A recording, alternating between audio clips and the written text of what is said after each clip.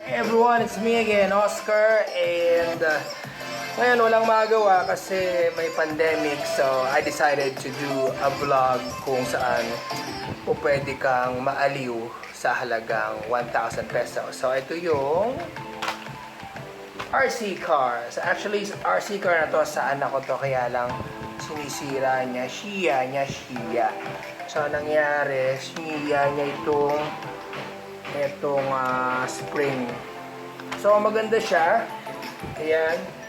So makikita niyo mamaya na malambot talaga siya, ang spring niya parang tunay. Katapos itong material niya aluminum.